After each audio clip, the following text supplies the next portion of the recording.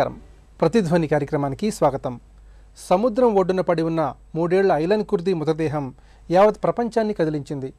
ఆ చిన్నారిని చూసిన ప్రతి మానవ హృదయం తలడిల్లింది. మాతృభూమిని వదిలి పొట్ల చేత పట్టుకుని సురక్షిత ప్రాంతాలకు తరలిపోతున్న శరణార్థుల దయనీయ దుస్థితికి ఆ పసివాడే ప్రత్యక్ష సాక్ష్యం. సిరియా, లిబియా, ఉత్తర ఆఫ్రికా దేశాల నుంచి ఐరోపా దేశాలకు వలసబాట పట్టడం అతిపెద్ద మానవ విషాదం. మొదట్లో తీవ్రంగా వలసల్ని అడ్డుకున్న ఐరోపా దేశాలు తరువాత మానవత్వాన్ని చాటుకుంటున్నాయి. ఐరోపా దేశాలన్నీ ఉమ్మడిగా ఆపన్నహస్తం అందిస్తున్నాయి. అసలు ఈ శరణార్థుల సంక్షోభానికి కారణాలేమిటి? వలసలపై ప్రపంచ దేశాలు ఏ విధంగా స్పందించాలి అనే అంశాలకు సంబంధించి ప్రతిధ్వని చర్చను చేపట్టింది. ఈ చర్చలో పాల్గొంటున్న ప్రముఖులు ఎస్ వీరయ్య గారు, నవతెలంగాణ పత్రిక సంపాదకులు, రాజకీయ అంశాల విశ్లేషకులు; సి నరసింహారావు గారు, రాజకీయ సామాజిక అంశాల విశ్లేషకులు; లెఫ్టినెంట్ జనరల్ ఏఆర్కే రెడ్డి గారు, పలు ఉన్నత హోదాల్లో పనిచేసిన మాజీ సైనిక ఉన్నతాధికారి; చందు సాంబశివరావు గారు, తెలుగుదేశం పార్టీ సీనియర్ నాయకులు, రాజకీయ అంశాల విశ్లేషకులు. శరణార్థుల సంక్షోభంపై ఇప్పుడు కథనం.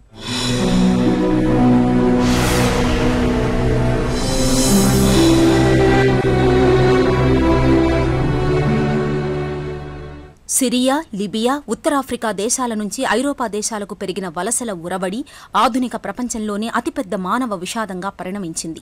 అసలు 2011లో టునేసియాలో జాస్మిన్ విప్లవంతో ఆరంభమైన అరబ్ వసంతం నియంతృత్వ రాజ్యాలను కూల్చివేయగలిగిందే గానీ ప్రజాస్వామ్య ప్రభుత్వాలను అందించలేకపోయింది. చమురు సంపన్న దేశాల్లో అమెరికా, ఐరోపా సమాజం, రష్యా, చైనా కూటమి పోటీపడి సాయుధ శక్తులను ప్రోత్సహించడంతో దారుణ అంతర్యుద్ధ పరిస్థితులు నెలకొన్నాయి. ఐఎస్ ఉగ్రవాదులు, కుర్దు సాయుధుల మధ్య సిరియా 4 ఏళ్లుగా నలిగిపోతోంది. లిబియాలో రాజ్య వ్యవస్థ కుప్పకూలింది. ఆఫ్రికా దేశాల్లోనూ అధ్వాన పరిణామాలు చోటు చేసుకున్నాయి. మొత్తానికి వలస జీవులతో మధ్యధరా సముద్రం కన్నీటి సంద్రంగా, శరణార్థుల జలసమాధిగా మారిపోతోంది. 3 ఏళ్ల ఐలాన్ కుర్దీ మృతదేహం మొత్తం ఐరోపాను కుదిపేయడంతో మానవత్వం పరిమళించింది. ఆ పిల్లవాడి చిత్రం 3.5 లక్షల మంది శరణార్థుల విషాద స్థితికి సంకేతంగా మారింది. గత ఏడాది పోటెత్తిన వలస ప్రవాహాన్ని సైతం కలుపుకుంటే శరణార్థులు 5.5 లక్షల దాకా ఉంటారు. అయితే ఆర్థిక సంక్షోభంలో కొట్టుమిట్టాడుతున్న ఐరోపా సమాజానికి శరణార్థుల రూపంలో మరో విపత్తు తోడయింది. శరణార్థులు ప్రధానంగా జర్మనీకి వెళ్లేందుకు మొగ్గు చూపుతుండటంతో ఆ దేశం తీవ్ర ఒత్తిడిని ఎదుర్కొంటోంది. ఈ సంక్షోభం పరిష్కారానికి ఐరోపా సమాజానికి చెందిన 28 దేశాలు సెప్టెంబర్ 14న బ్రసెల్స్లో సమావేశమై చర్చించేందుకు సన్నద్దమవుతున్నాయి. ఓవైపు ప్రాణరక్షణ కోసం శరణార్థులు, మరోవైపు ఉపాధి కోసం వచ్చే ఆర్థిక వలసదారులతో ఐరోపా సమాజ దేశాల మధ్య విభేదాలు పెరిగే ప్రమాదం లేకపోలేదు. మొత్తానికి శరణార్థుల సమస్యకు మానవీయ కోణంలో పరిష్కారం చూడాల్సిన బాధ్యత అంతర్జాతీయ సమాజం మీద ఉంది. వీరయ్య గారు, సిరియా, లిబియా, ఉత్తరాఫ్రికా దేశాలకు సంబంధించిన ప్రజలు ఐరోపా దేశాలకు వలసబాట పెట్టారు. మరి ఈ వలసల మహా విషాదానికి ప్రధానంగా కారణాలను ఏ విధంగా పరిశీలించాలి? ఇదో పెద్ద విషాద పర్వం. అమెరికా, ఐరోపా దేశాలు సృష్టించిన విషాదం ఇది. వాళ్ళు సృష్టించిన విషాదాన్ని ఇప్పుడు వాళ్లే పరిష్కరించాల్సిన బాధ్యత కూడా ఉన్నది. ఎందుకంటే మనం కొంచెం కొద్ది సంవత్సరాలు వెనక్కి తిరిగి చూస్తే అరబ్ దేశాల్లో నియంతృత్వాలకు వ్యతిరేకంగా ఒక పెద్ద ప్రజాస్వామ్య విప్లవం వచ్చింది. జనం ప్రజాస్వామ్యం కావాలని తిరుగుబాటు చేశారు. కానీ ప్రజల్లో వస్తున్నటువంటి ఈ చైతన్యాన్ని అమెరికా, ఐరోపా దేశాలు దుర్వినియోగం చేసినాయి. వీటిలో కొన్ని దేశాలు అమెరికా చెప్పు చేతుల్లో ఉండడానికి నిరాకరిస్తున్నాయి మొదటి నుండి. ఆ దేశాల్లో ఉన్నటువంటి చమురు నిక్షేపాల మీద కన్నేసినటువంటి అమెరికా తన ప్రయోజనాలకు అనుగుణంగా చేసినటువంటి ఎత్తుగడల్లో భాగంగానే పావులు కదిపింది.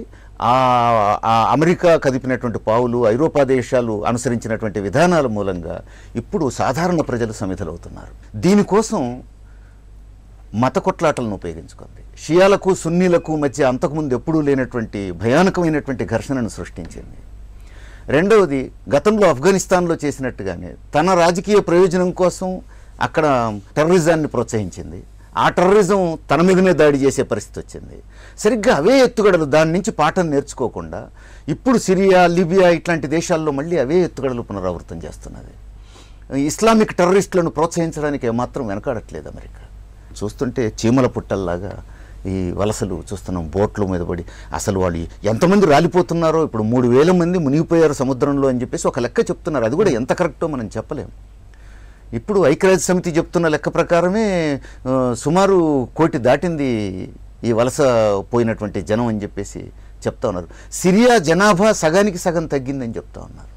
అంటే అక్కడ జరుగుతున్నటువంటి అంతర్యుద్ధానికి తట్టుకోలేక ఒకవైపు ప్రభుత్వ దాడులు, మరొకవైపు ఈ టెర్రరిస్టుల దాడులు, ఈ మతోన్మాదుల మధ్య జరుగుతున్నటువంటి ఘర్షణలు, వీటి మధ్య తట్టుకోలేక, తినడానికి తిండి లేక, ఉపాధి లేక, ఎక్కడ తలదాచుకోవాలో తెలియక ఈరోజు వలసలు పోవాల్సినటువంటి పరిస్థితి వస్తూ ఉంది. ఇది ఒక హృదయ విదారకమైనటువంటి పరిస్థితి. నరసింహరావు గారు, పరాయగడ్డ మీద శరణార్థులుగా, కాందిసీకులుగా బతకడానికి సిరియా, లిబియా, ఉత్తరాఫ్రికా దేశాల నుంచి ప్రజలు వలసబాట పడుతున్నారు.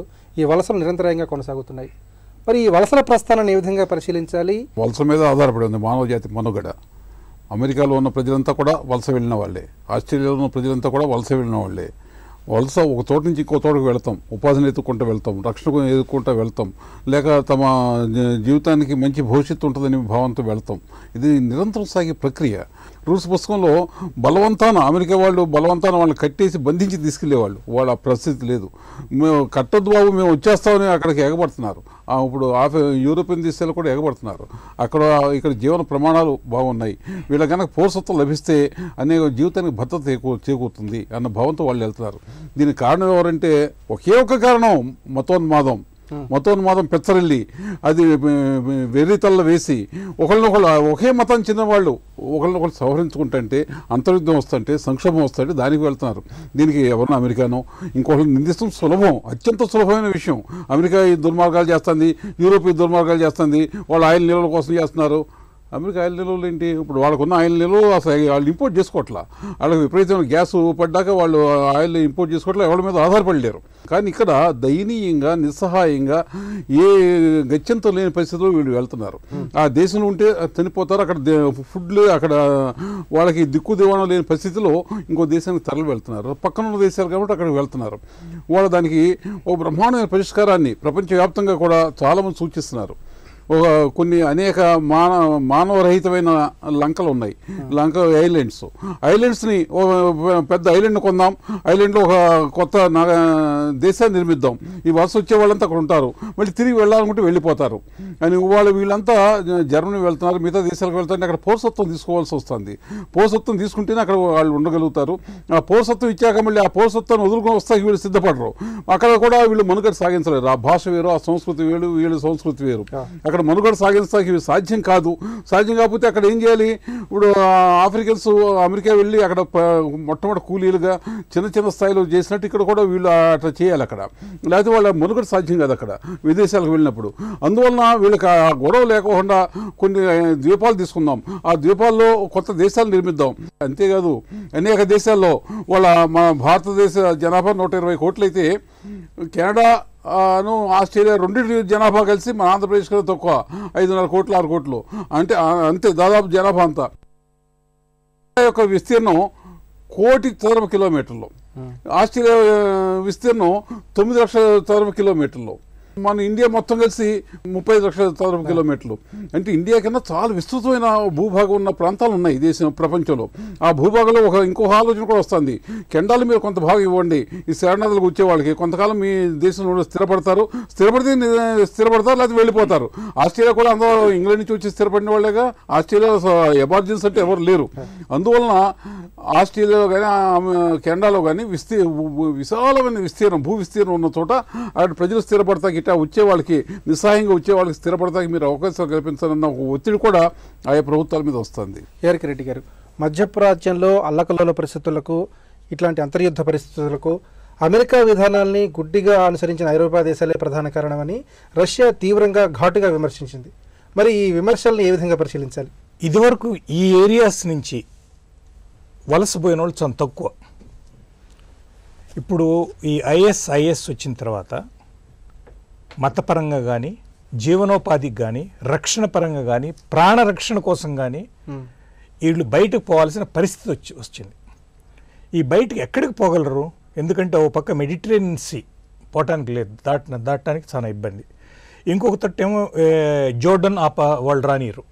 ఇంకా కిందకు పోతే ఇరాక్ అక్కడ జరుగుతూనే ఉంది. ఇంకా కిందకు పోతే సౌదీ అరేబియా వాళ్ళు రానియరు. ఇక్కడెక్కడికి పోతారు వీళ్ళు? ఇప్పుడు ఈ ఏజెంట్స్ అనేది ఎక్కడైనా సరే ఏజెంట్ అనేవాళ్ళు ఉంటారు. వాళ్ళు తీసుకుపోయేది ఈ రాఫ్ట్ మీద కూర్చోబెట్టేది, ఏమైనా మా సముద్రాలు దోసేసేది, లేదా ఏదో కొంతమంది చేస్తారు. ఇదేమి ఈ వలస పోవటం ఇట్లా పోవటం అనేది కొత్త పరిస్థితి ఏం కాదు దేశంలో.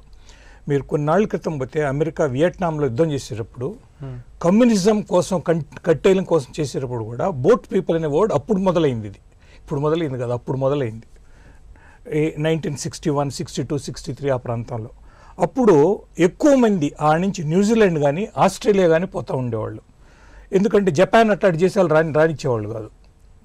సార్ చెప్పినట్టుగా ల్యాండ్ మాస్ ఉండేది ఆస్ట్రేలియాలో. ల్యాండ్ మాస్ అక్కడ ఆస్ట్రేలియాలో ఉంది కాబట్టి వాళ్ళకు కూడా కొంతమంది లేబర్ లాంటి వాళ్ళు కావాలి కాబట్టి వాళ్ళని యాక్సెప్ట్ చేశారు అప్పుడు. ఎందుకంటే మంగోలైట్ ఫీచర్స్ ఉన్న వాళ్ళు తీసుకున్నారు. ఇకపోతే మనం ఇప్పుడు చూడండి ఇంతలా గొడవలు జరుగుతున్నాయి యూరోప్లో దీని ఈ విషయం వల్ల. మన దేశానికి బంగ్లాదేశ్ యుద్ధం అప్పుడు 10 మిలియన్ పీపుల్ వచ్చారు. 10 మిలియన్ అంటే ఒక కోటి మంది జనం వచ్చారు. అప్పుడు ఎవరున్నారండి, ఎక్కడికి పోయారండి యూరోప్ అంతా గొడవ చేసే వాళ్ళందరూ? మనం ఒక్క దేశం మాత్రమే భరించాం ఈ మొత్తం. 1970లో స్టార్ట్ అయింది. With in 8-9 months I spectator for this.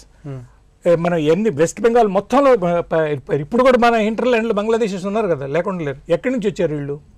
ఆర్థిక పరిస్థితి అక్కడ బాగలేక ఇక్కడికి వచ్చిన వాళ్ళు. ఇదే విధంగా జీవనోపాధి లేకుండా ఐఎస్ఐ థ్రెడ్ తోటి షియా సున్నీ ప్రాబ్లమ్స్ తోటి బయటికి పోయారు.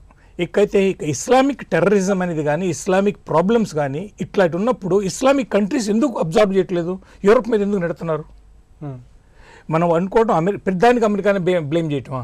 నేను అంటాను America policy is Europe as for India is concern, as sub continent is concern, as for other countries concern చాలా బ్యాడ్ పాలసీ, దాంట్లో డౌట్ ఏం లేదు. వాళ్ళ అధికారాన్ని చెలాయించడం కోసమే వస్తారు కానీ వాళ్ళు వీళ్ళకి ఏదైనా హెల్ప్ చేద్దామని వచ్చిన వాళ్ళు కాదు అమెరికన్స్.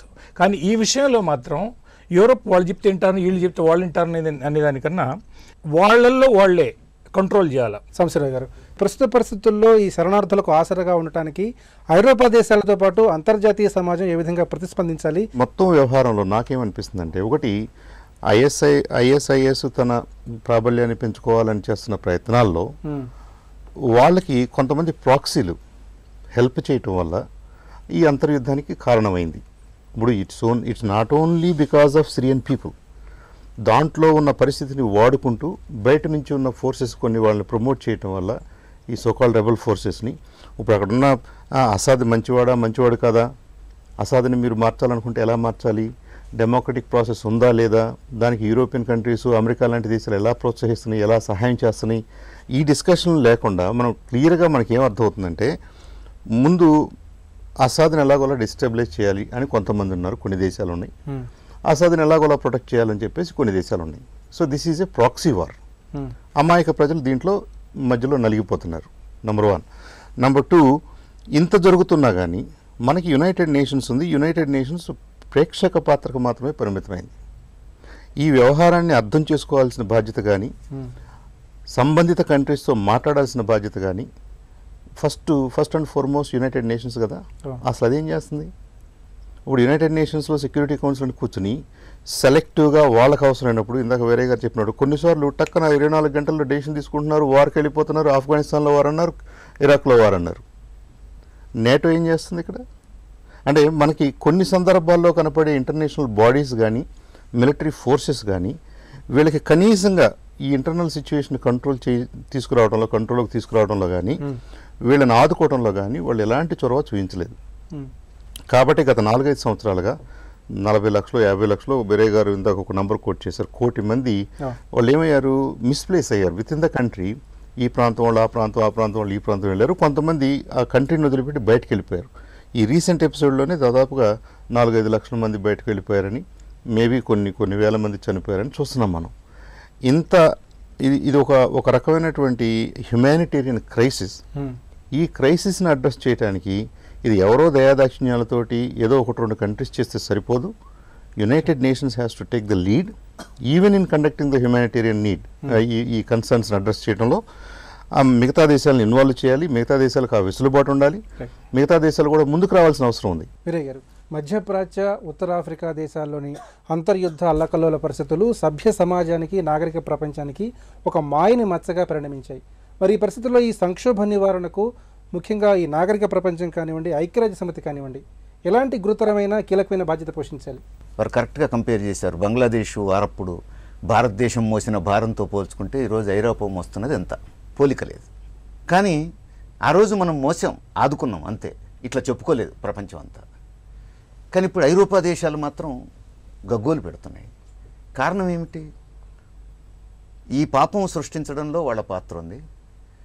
ఇప్పుడు మానవీయ కోణంలో మేము ఎంతో పెద్ద సహాయం చేయాల్సి వస్తుందనేటువంటి చిత్రీకరణ ప్రపంచానికి చూపిస్తున్నారు. దీని తదనంతర కార్యక్రమం ఏమిటి? నాకు ఒక డౌట్ ఉంది.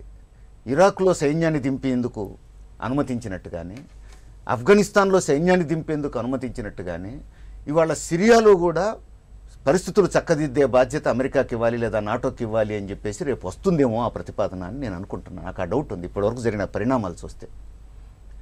అంటే అక్కడ అంతర్యుద్ధాన్ని ఆ ప్రభుత్వం ఆపలేకపోతోంది.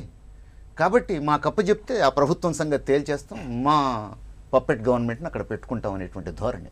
మీరు చూడండి, ఇరాక్ అమెరికాకు సహకరించని ప్రభుత్వం Saddam Hussain, Iran, Syria, Libya, ఇవన్నీ కూడా అరబ్ దేశాలు, చమురు నిక్షేపాలు ఉన్న దేశాలు, ఎప్పుడు కూడా అమెరికాకు తలవంచని దేశాలు. అమెరికా ఎప్పుడూ తన దేశంలో తన ప్రజల ప్రయోజనాలకు సరిపడే అంశాలకు పరిమితమై ఆలోచించలేదు. ప్రపంచం మీద పెత్తనానికే ఆలోచిస్తున్నటువంటి ఒక అగ్రరాజ్యం. దాని ప్రణాళికలే వేరు. ఈ నేపథ్యంలో చూసినప్పుడు ఈ సమస్యను పరిష్కరించే బాధ్యత సృష్టించిన వాళ్ళదే. దాని అర్థం సైన్యాన్ని ఎంటర్ చేయటం కాదు. అది సిరియా అంతర్గత వ్యవహారం, లిబియా అంతర్గత వ్యవహారం. ఆడ మంచి చెడ్డలు ఆ ప్రజానీకానికి వదిలేయాలి. ఇప్పుడు ఐక్యరాజ్య సమితి జోక్యం చేసుకొని సిరియాలో బయటి వ్యక్తులు ఎవరు కూడా, బయటి శక్తులు ఎవరు కూడా సైనిక పరంగా ప్రత్యక్ష జోక్యం కానీ పరోక్షంగా ఎవరికి సహాయం చేయడం కానీ ఎవరు చేయొద్దు అనే రూపంలో నియంత్రించే పని చేయాలి. రెండవది, ఆర్థికంగా ఇట్లాంటి వాళ్ళందరినీ ఆదుకునేందుకు ఏం చర్యలు తీసుకోవాలి? అన్ని దేశాలని కూడగట్టాలి, మానవీయ కోణంలో సహకారాలని కూడగట్టాలి. ఐక్యరాజ్య సమితి ప్రత్యక్షంగా కూడా ఆ సహాయ సహకారాల్లో జోక్యం చేసుకుని పిలుపునివ్వాల్సినటువంటి అవసరం. నరసింహారావు గారు, అసలే ఆర్థిక సంక్షోభంలో కొట్టుమిట్టాడుతున్న ఐరోపా సమాజానికి ఇప్పుడు ఈ శరణార్థుల సమస్య ఒక పెను సవాల్గా మారింది.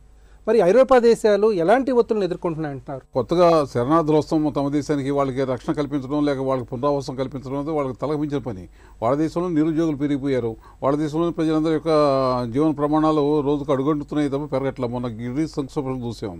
వాళ్ళ ఐరోపా దేశాలే పాపం చేసినాయి, వాళ్ళు చాలా దుర్మార్గాలు చేశారంటే అది వేరే విషయం. గత చరిత్ర వేరు, కానీ వాళ్ళన్న పరిస్థితి వేరు. వాళ్ళ ఇక్కడి నుంచి వస్తుంటే ఆ దేశాల అంతర్గత వ్యవహారం అన్నది ఏ దేశానికి అంతర్గత వ్యవహారం కాదు. కొంతమంది మరి కొంతమందిని చంపుతుంటే, అకారణంగా అక్కడ యుద్ధాలు చేస్తుంటే, సంక్షోభం సృష్టిస్తుంటే ఆ దేశం అంతర్గత వ్యవహారం. అది తోటి ప్రజల్ని, ఒకే మతానికి చెందిన వాళ్ళని వాళ్ళు చాలా హీనంగా దుర్మార్గంగా చంపుతున్నారు. వాళ్ళు అసలు ఆ సంక్షోభం నుంచి బయటపడతాకే కదా వీళ్ళంతా వలసలు వచ్చేది. ఏ దేశానికి అంతర్గత వ్యవహారాలు ఉండవు. హ్యూమన్ డిగ్నిటీ కానీ హ్యూమన్ లైఫ్ని మించిన అంతర్గత వ్యవహారాలు ఏ దేశానికి ఉండవు. అంతర్గత వ్యవహారం అంటే మీరు విదేశాంగ వ్యవహారాల్లో కానీ మీ పాలసీ విషయంలో కానీ తీసుకోండి. కానీ ఇంకోళ్ళని చంపే అధికారం మీ దేశంలో ఎవరికైనా ఉందా? కొంతమంది ఆ దేశ ప్రభుత్వాలు విఫలమైనవి. ఆ దేశంలో వాళ్ళ దేశాలన్నిటికీ ముస్లింల రక్షణ కోసం వచ్చిన ఐఎస్ఐఎస్ఐ సంస్థ అది ఒక పెను సవాల్గా మారింది ముస్లిం వ్యవస్థకి. ఆ దేశాలన్నింటిలో ప్రభుత్వాలన్నీ కూడా దాదాపు పనిచేయని స్థితికి వచ్చినాయి. ప్రభుత్వాలు ఏమి చేయలేని నిస్సహాయ స్థితిని ఎదుర్కొంటున్నాయి. ఆ ప్రభుత్వాలను హెచ్చరిస్తే మాత్రం ఉపయోగం. యునైటెడ్ ఇండియా నేషన్స్ కానీ ఎవరైనా హెచ్చరిస్తే మాత్రం వాళ్ళు ఏం చేయగలరు? వాళ్ళు ఏమీ చేయలేని నిస్సహాయ స్థితి వాళ్ళది. పైగా వాళ్ళకి వీళ్ళకి యూరోప్కి ఇది సింగిల్ రేసు, ఒకే స్కిన్ కలర్, కానీ ఒకే భాషలు వేరు, మతాలు వేరు. మతాలు వేరవుతాం వల్ల ఇంతవరకు అటు వాళ్ళ మతం వేరవుతాం వల్ల, వాళ్ళ ఆచార వ్యవహారాలు వేరవుతాం వల్ల అక్కడ మొత్తం కంట్రీ సిరియాలో ఉన్న మసీదులు మొత్తం యూరోప్ అంతా కూడా లేవు. యూరోప్లో చాలా చోట్ల అసలు ముస్లిమ్స్ లేరు.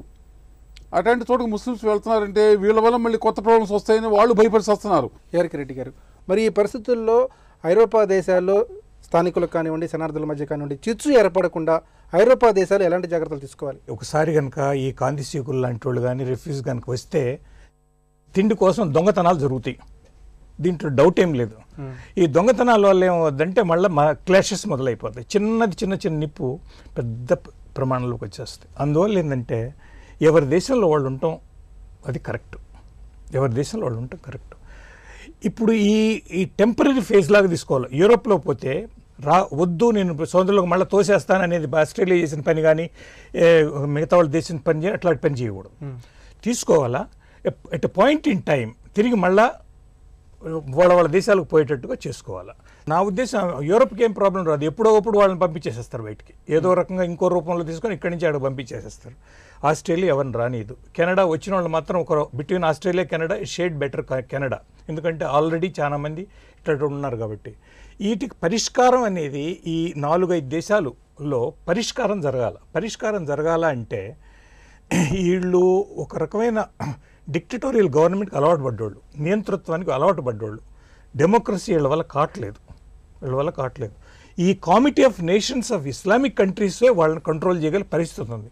దీనికి లీడర్షిప్ నా అభిప్రాయంలో సౌదీ అరేబియా తీసుకోవాలి. సంశీరావు గారు, మధ్యప్రాచ్యంలో అంతర్యుద్ధాలు వాటి వల్ల ఏర్పడినటువంటి సంక్షోభాన్ని పరిష్కరించేందుకు 28 యూరోప్ దేశాలు ఈ నెల 14న బ్రసెల్స్లో సమావేశం కానున్నాయి.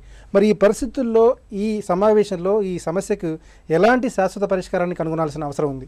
ఇప్పటికైనా యూరోపియన్ యూనియన్ వాళ్ళు కలుద్దాము, మాట్లాడదాము, ఈ సమస్యకు పరిష్కారం కనుక్కుందాము అంటంలో ఇఫ్ దే హ్యావ్ ఆ చిత్తశుద్ధి ఉంటే, ఇందాక రెడ్డి గారు చెప్పినట్టుగా వీళ్ళని ఎట్టా వదిలించుకుందాము అనే దాని మీద మాట్లాడకుండా సిరియాకి మనం ఎలాంటి హెల్ప్ అందిస్తే ఇంటర్నల్ స్ట్రైఫ్ తగ్గుద్ది, ఇంటర్నల్ ప్రాబ్లమ్స్ సెటిల్ అవుతాయి. అవసరమైతే ఇప్పుడు ఎవరైతే అపోజ్ చేస్తున్నారో చైనా, సౌదీ అరేబియా లాంటి కంట్రీస్ని మనం ఎలా రూపించేయాలి, వాళ్ళ సహాయంతో అసద్ మంచివాడో పిచ్చివాడో మొత్తం మీద అసలు అంటే గవర్నమెంట్ ఉంది కాబట్టి అతన్ని ఎలా స్టెబిలైజ్ చేయాలి, గవర్నమెంట్ని ఎలా స్టెబిలైజ్ చేయాలి, ఈ విషయాల మీద కనుక యూరోపియన్ యూనియన్ ఫోకస్ చేస్తే అక్కడ కొంత పొలిటికల్ సెటిల్మెంట్ జరిగే అవకాశం ఉంటుంది. ఈ రెఫ్యూజీస్ అందరినీ కూడా మనం సేఫ్గా వెనక్కి పంపే అవకాశం ఉంటుంది. నిజంగా లాంగ్ టర్మ్ సొల్యూషన్గా ఈ సిరియా మన నేబర్ కాబట్టి, మనలాంటి వాళ్ళే కాబట్టి, మనకు దగ్గరలో ఉన్నారు కాబట్టి, మన ఇన్ఫ్లుయెన్స్ వాడి అక్కడ ఇంటర్నల్ ప్రాబ్లమ్స్ని సరిచేయడానికి గనక ఈ బ్రజిల్స్ మీటింగ్ ఉపయోగపడితే ప్రైజ్ వర్ది. శరణార్థుల్ని మానవతా దృక్పథంతో హక్కును చేర్చుకోవడంతో పాటు సమస్యకు శాశ్వత పరిష్కారం కనుగొనాల్సిన అవసరం ఉంది. ఇది నేటి ప్రతిధ్వని. నమస్కారం.